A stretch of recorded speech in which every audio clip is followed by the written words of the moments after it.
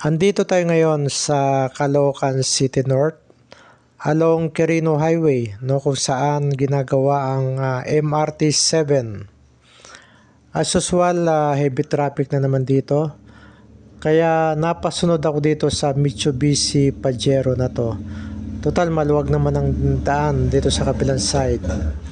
Kaya napasunod ako sa pag-counterflow, no, ng daan dito. Ayan, pumasok yung jeep guys, oh. Kaya natigil ako dito. Yan, sinundan pa ng isa.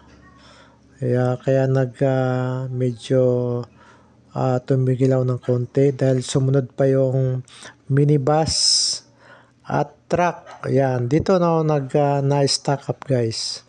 Dito sa lugar na to dahil masikip na siya eh. Pumasok yung truck na to eh. Ayan, makikita mo si Kuya, no, isang manggagawa ng MRT 7. Ang tagal niyang tinitingnan yung sitwasyon dito, guys. No? Yan, no. Sumisingis pa siya na umatras kami. Ang dami nang nakasunod sa akin sa likuran eh.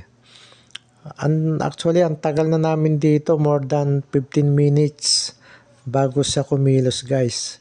Sinabi ko nga sa kanya na sinisingasan ko siya na itabi yung mga barikada dahil nakaharang sa daan kaya masikip ang daan dito. Sabi ko usog niya yung mga barricades na yan. At marami pa ring bakal na nakalatag sa daan guys, ang lalaki. Kaya hindi pasok yung dalawang sasakyan dito. Ayan o. Grabe talaga yung rito, yung traffic dito sa Quirino Highway na to. No, kung saan ginagawa ang MRT 7. Hanggang ngayon ginagawa pa rin. Ayan o. Hindi ako makadaan dito dahil nga sa ang sikip. Ayan o, sumisingin siya na pumasok ako. Anong sikip niyan eh. No, nagkalat yung bakal doon sa may tagiliran eh. O, ayan.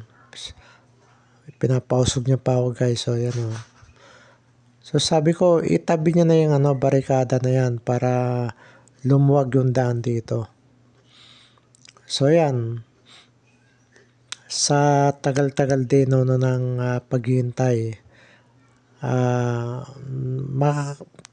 makakalabas din ako dito. Ayan. No. Nakaharang yung mga dyan, yung mga bakal dyan eh. Kaya alanganin eh. Ayan o. Yan, usog na naman ako. Ayan o. Ang lalaki ng bakal na nakalatag dyan. Ayan, sa wakas, nagkaroon ako ng space para lumabas. Ayan, pero sa kabilang side guys, makikita mo yan o. Ang traffic pa rin.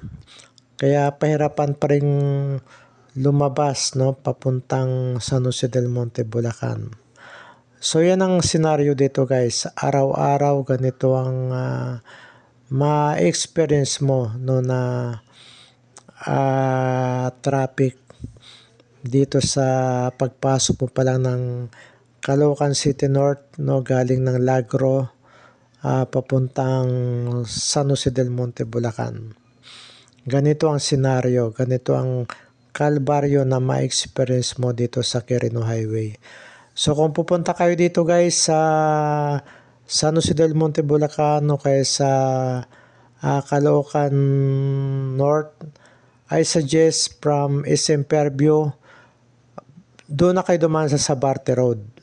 No, i-Google Map nyo lang yon at i-guide na kayo ni Google palabas, no, papunta sa San Jose del Monte, Bulacan. So, ganito ang senaryo guys, no, na maranasan mo rito.